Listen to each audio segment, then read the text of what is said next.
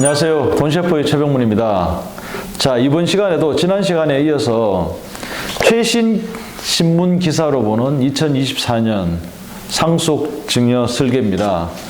자, 오늘 내용은 가압승계 얘기도 나오고 원래 바뀐 그 세법 관련해 가지고 좀 이제 어떻게 좀 활용하면 좋을지 이 신문 기사를 한번 풀어보도록 하겠습니다. 오늘 수고해 주실 전문가는 김정혜 전문가님, 안녕하세요. 네, 안녕하세요. 예, 자 이제 첫 번째 이제 기사가 회사 물려받을 아들이 숨지자 70대 사장에게 온 260억 폭탄. 참 이게 안타까운 뭐 기사 타이틀 같은데 어떤 얘기입니까? 네, 요 기사 내용은 일단 한번 읽어보겠습니다. 그래서 그 의류업 관련된 중소기업을 이제 운영해온 72세의 A씨라는 분의 이제 사례를 가지고 이제 이 기사가 나왔는데요. 근데 이 A씨 분의 아들이 30대 중반의 외아들이 갑작스러운 교통사고로 세상을 이제 떠나게 되었습니다. 그래서 3년 전부터 아들을 후계자로 준비해온 가업승계가 난관에 이제 봉착을 하게 되었고요. 그리고 나서 이제 가업 상속 공제로 수백억 원대의 상속세 부담을 낮출 계획이었는데 후계자가 사라지면서 이 세금 문제가 갑자기 이제 부상을 하게 된 겁니다. 만일 그래서 이제 A씨가 사망하게 되면은 1순위 상속인은 A씨의 배우자와 대습 상속인 자격을 얻은 며느리 7살 손녀뿐인데 A씨는 20년 넘게 키운 회사지만 가업을 승계할 방도가 없다면서 기업을 경영할 아들도 없는데 상속세 폭탄을 맞을 바엔 파는 게 낫다고 토로하는 그 상황에 이제 이르게 된 겁니다.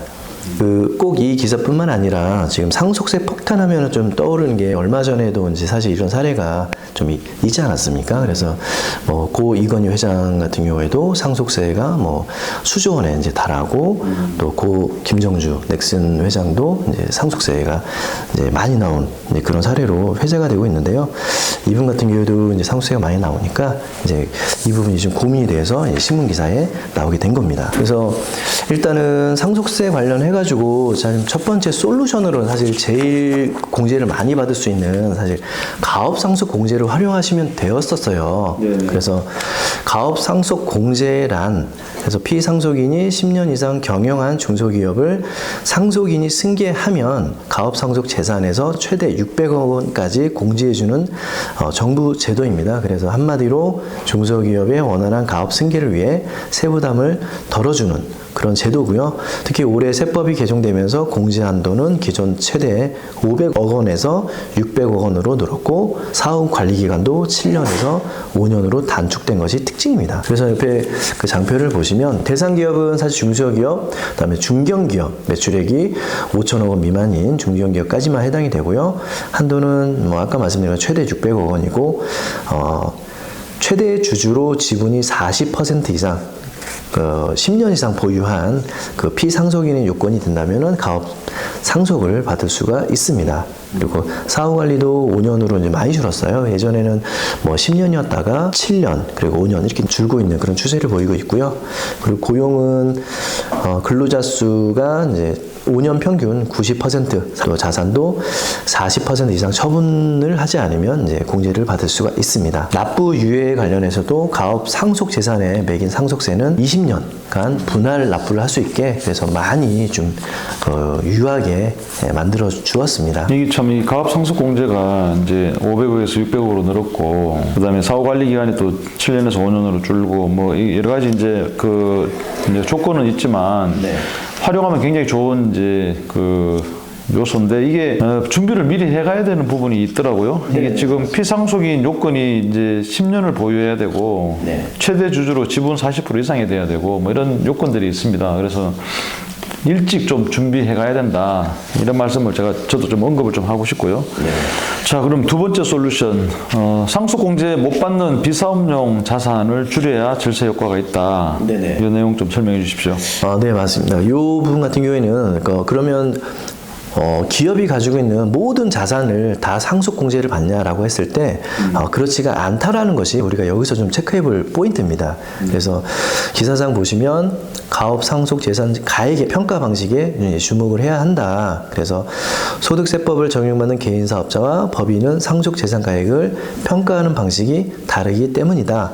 그래서 국세청에 따르면 개인 사업자는 가업에 사용한 토지 공장, 기계장치 등 사업용 상속재산 가액에 채무액을 뺀 가액으로 가업 상속 재산을 이제 평가를 하는 거고요. 달리 법인은 주식으로 평가를 합니다. 그래서 만약에 상장된 회사에 이제 주식을 이제 상속받게 되면은 상속 개시 전후 각각 2달, 총 4달 4개월 동안의 평균 종가로 계산해서 주식가치 평가를 하게 되는데, 그런데 이제 문제가 되는 거는 비상장 기업 같은 경우에는 시가가 없다 보니까 어떻게 평가를 할 것이냐라고 했을 때는 이제 법에서 정한 이제 평가 방법으로 평가를 하게 됩니다. 비상장 기업 같은 경우에는 시가로 평가하기 어렵기 때문에 순자산 가치와 순손익 가치를 가중 평균한 보충적 평가액을 사용하게 되고요. 여기에 가업 상속 공제에 제외될 임대 부동산 등 비사업용 자산은 최대로 줄여야 이 자산 가치에서 빠지기 때문에 주식가치 평가가 낮게 나오는 그런 효과가 있습니다. 비사업용 자산 같은 경우에는 예를 들면 대표적인 거는 법인이 보유하고 있는 주택 같은 거죠. 그래서 주택 같은 거는 그 사업용 자산으로 보지 않기 때문에 이런 것들은 많이 가지고 있다 그럼 최대한 빨리 처분하셔서 사업용 자산으로 가지고 계셔야지만 상속 공제를 받으실 수가 있습니다. 네, 좋습니다. 자, 그리고 세 번째 솔루션은 손녀가 성년이 된 뒤에 재산을 물려줄 때는 신탁을 활용할 수 있다. 자, 내용 설명해 주십시오.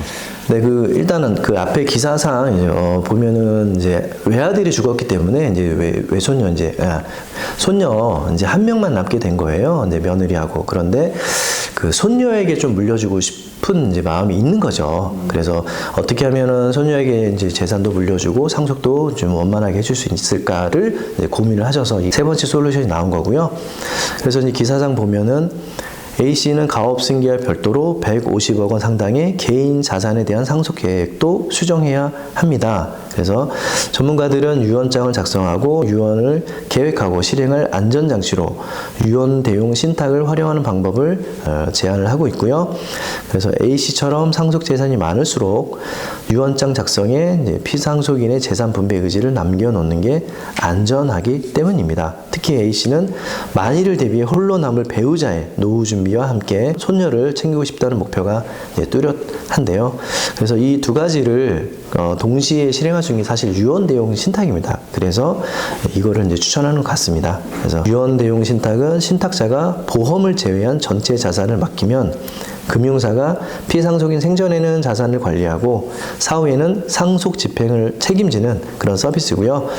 그래서 신탁은 배우자의 노후 생활 계획은 물론 아직 어린 손녀가 대학 입학이나 결혼 등 미래까지 고려해서 상속 재산이 제대로 쓰일 수 있게 설계할 수 있다. 그래서 예를 들면 배우자가 집과 병원비, 생활비 등으로 쓴 뒤 손녀에게 물려준다라고 설계할 수도 있고요. 또 손녀에게 재산을 한꺼번에 상속하기보단 대학에 입학하면 학비 등을 제공하다가 30살 이후 남은 재산을 물려줄 수도 있는 또 이런 방법이 있습니다. 네, 그래서 또 며느리가 또 손녀 몫의 재산을 또 사전에 이게 먼저 쓰는 그런 일도 차단할 수가 있어서 그래서 유언 대용 신탁을 활용을 하는 것 같습니다. 좀 이렇게 너무 각박한 것 같이 보이지만 흔히 일어나는 일이라서 이렇게 이 자산을 어떻게 집행할지를 가장 잘 정확하게 실행할 수가 있는 또 방법이기도 합니다. 네, 최근에 유언 대용 신탁이 많이 이제 활용되기 시작하고 있죠. 네, 맞습니다. 자, 그리고 이제 가업승계 증여세 과세 특례 혜택 확대 이 부분도 잠깐 언급은 해주시죠. 기사상으로는 일단 가업 상속 공제 정도만 이제 기사에 나왔는데요.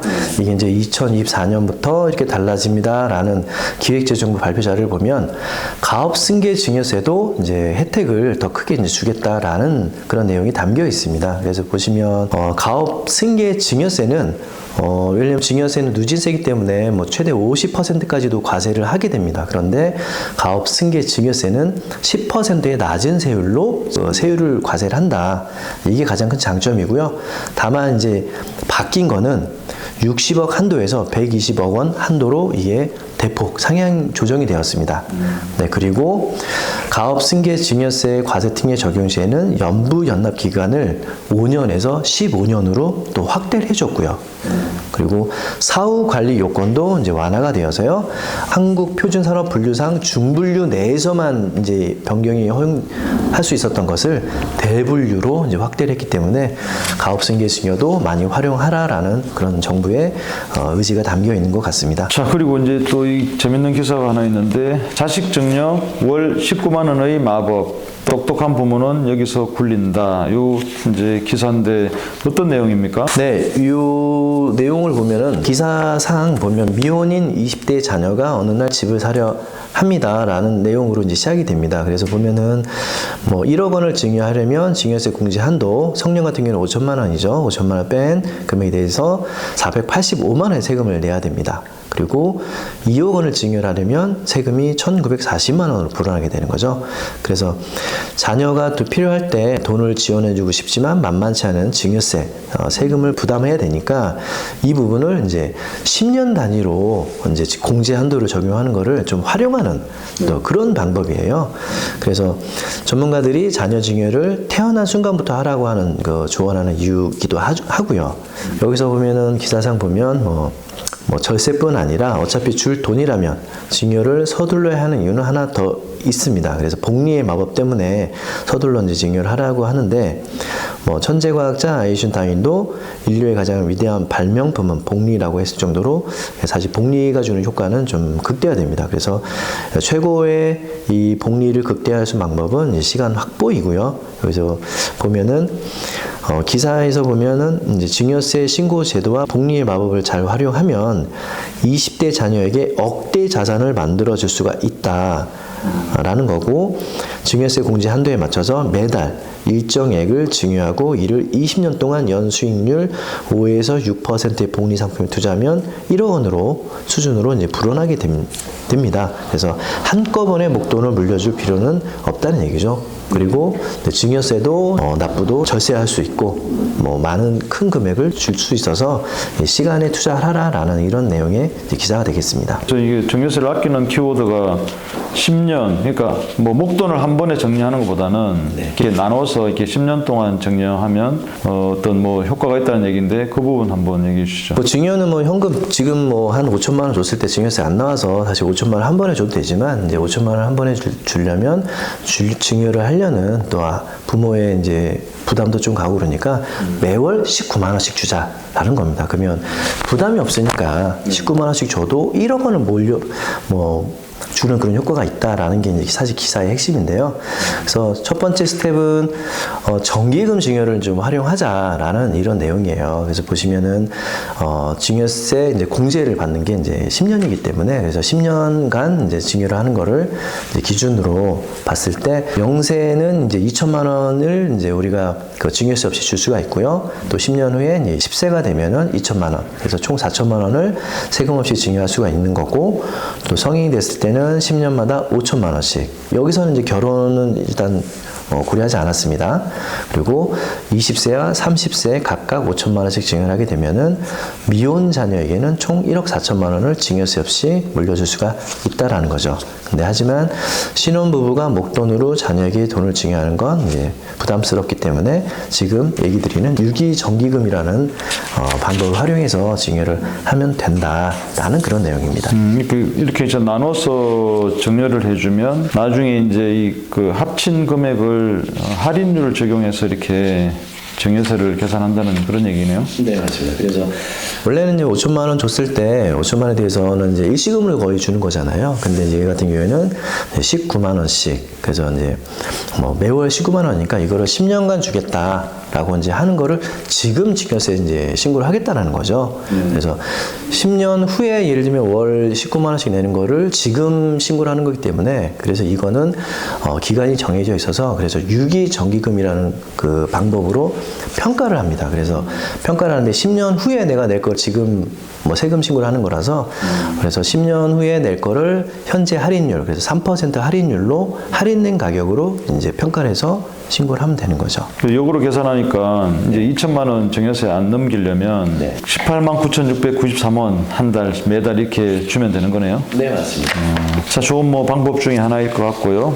그 다음에 정기금을 받을 권리의 평가에 대해서도 한번 좀 설명해 주시죠. 네, 그 좀 전에 얘기 드린 것처럼 정기금이라는 거는 뭐 앞으로 낼 거를 지금 현재 가치로 할인해서 이제 평가를 하는 게 정기금을 받을 이제 정기금 평가라는 건데, 그런데 이 평가에는 사실 아까 얘기 드린 뭐 유기 정기금이라는 평가가 있고 무기 정기금이라는 평가가 있습니다. 그리고 종신 정기금이라는 평가가 이제 있어서 이 세 가지의 정기금 평가 방법으로 이제 평가한 금액과 일시금으로 내는 금액 중 이제 큰 금액을 이제 뭐 세금 신고를 하시면 되는 거고요.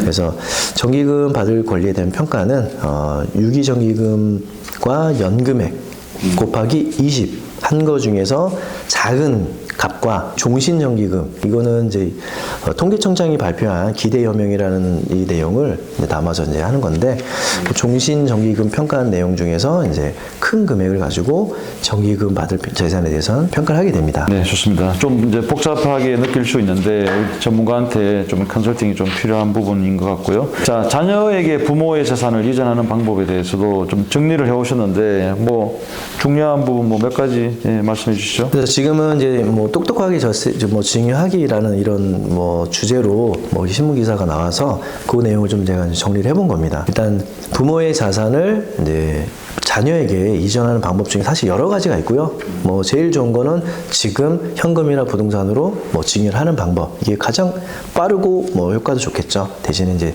세금 문제가 발생할 수 있으니까, 그러면 좀 세금을 적게 내고 또 어떻게 하면은 이제 자산을 이제 잘 이용할 수 있을지를 몇 가지를 정리를 한 겁니다. 그래서 요즘 좀 관심을 좀 많이 가지시고 또 효과가 좀 큰 그 방법 중에 하나를 좀 설명을 드리려고 좀 준비를 해봤습니다. 그래서 일단 자녀가 이제 뭐 성년이든 미성년이든 활용할 수가 있는 방법이긴 합니다. 그래서 자녀가 주주로 되어 있는 법인을 하나 설립하면 되고요. 그 법인에 부모가 돈을 빌려주거나 그 법인에 이제 증여를 하거나 뭐 이런 식으로 이제 하는 방법이 있는데, 개인과 특정 법인과의 거래, 그리고 개인과 특수관계인과의 거래라는 이 부분에서 상속증여세법 뭐 제45조의 5, 상속증여세법 제41조의 4 등이 이제 이 세법 규정을 가지고 이렇게 활용하면 된다라는 그런 거를 좀 말씀드리려고 제가 준비를 해봤어요. 그래서 보면은 개인과 특정 거래 법인과의 거래에는 이제 거래 대상은 개인과 특정 법인인 거고요. 그리고 여기서는 이제 무상 제공 또는 시가와 대가의 차이가 시가의 30% 또는 3억 원 이상 차이가 나면은 이제 해당이 되는 겁니다. 근데 이 기준 금액은 1억 원이라고 해서, 예를 들면 무상 이익을 받았어요. 무상 이익을 받았고 이거에 대해서 연으로 따졌을 때 1억 원 이상의 이익으로 평가가 되면 이거는 이제 증여로 보겠다라는 건데, 밑에 이제 증여재산 가액이라는 걸 보시게 되면은 특정 법인의 거래 이익의 상당액에서 당연히 법인에 이제 무상 이익을 제공한 거기 때문에요. 법인세 과세분을 이제 빼고, 그리고 나서 주주 등이 이제 가지고 있는 주식 비율별로 곱해주게 됩니다. 그렇게 해서 1억 원이 넘게 되면은 이제 이거는 증여 의제로 봐서 증여세를 이제 부과를 하게 되는데, 1억 원이 안 되면 증여세가 안 나온다는 얘기죠. 그래서 요거를 좀 활용하는 방법이 좀 있습니다. 그래서 요거는 뭐 뒷장에서 설명드리겠고요. 근데 이제 이 법인이 아니고 개인과의 이제 거래면은 1억 원이 아니라 1,000만 원밖에 안 됩니다. 그래서 한도가 좀 많이 줄어들다 보니까, 그래서 법인 활용하는 거를 이제 조금 말씀을 드리고 있습니다. 예를 들어서 부모가 자녀에게 현금으로 무상으로 빌려주시게 되면은 현재 그 뭐 상속증여세법에서 이제 그 인정하는 이자율은 4.6%입니다. 그래서 4.6% 이자를 이제 곱해서 연 1,000만 원이 안 넘게 되면은 이제 증여의제에 이제 과세를 안 하는데, 이게 한 2억 원 정도를 이제 무상으로 빌려줬을 때는 한 920만 원 정도 나와서 이제 증여세를 납부하지 않게 되는 거죠. 그런데 이게 법인이다. 아까 말씀드린 뭐 자녀가 주주로 되어 있는 그런 법인에 현금으로 무상으로 대여를 해줬다. 그러면 한 27억 원 정도를 무상으로 빌려줘도 사실 증여세를 부과하지 않는 이제 이렇게 되는 거예요. 그래서 재력이 있는 이제 부모가 자녀에게 조금 더 많은 자산을 물려주고 싶다, 아니면 부모의 자산을 활용해서 자녀의 이제 부를 좀 이뤄주고 싶다라고 했을 때는 이 방법을 활용하는 것도 괜찮습니다. 자녀의 신규 법인을 만들어서 이걸 활용하면 또 좋은 방법이 될 수가 있겠네요. 27억 원을 예를 들면 무상 대여를 받아서 이걸 가지고 법인에서 또 자녀가 주주로 되는 법인에서 그냥 가지고만 있어도 이게 뭐 큰 그 수익이 안 나잖아요. 그래서 이걸 가지고 다른 뭐 부동산을 뭐 취득한다던가, 아니면 이걸 가지고 다른 투자를 한다던가, 다른 사업을 뭐 확장한다던가 했을 때 또 수익을 더 내면 또 자녀의 재산 형성에 더 큰 이바지를 이제 할 수 있는 것이죠. 오케이, 좋습니다. 그리고 이제 마지막으로 기획재정부 여기 또 이제 그 세제 개편 중에 혼인 출산에 따른 증여재산 공제가 신설된 거죠? 네, 맞습니다. 그래서 작년에 세법 개정이 이제 뭐 발의가 됐고 이렇게 통과가 되어서요. 올해 이제 2024년 1월 1일 이후부터 만약에 이제 혼인과 출산에 따른 증여를 이제 받게 되면은 예전에는 성년은 그냥 무조건 5천만 원 공제밖에는 없었는데, 이제 이거는 이제 그거를 플러스해서 1억 원이라는 거를 더 받을 수가 있습니다. 그런데 이게 남편과 배우자, 그러니까 새신랑과 새신부 뭐 각각 집에서 1억 원씩 받을 수가 있으니까, 새로 결혼하는 그 가정에는 예를 들면 뭐 약 3억 원 정도는 이제 뭐 증여세 없이 증여를 받을 수가 있는 한도가 좀 많이 늘어나게 되었다고 보시면 될 것 같습니다. 자, 여기까지 오늘은 가업승계 관련해서 이제 증여세 부분에 대해서 좀 절세할 수 있는 부분, 또 대비할 수 있는 부분에 대해서 얘기를 나눠봤습니다. 수고해 주신 김종희 전무관님 감사합니다. 네, 고맙습니다.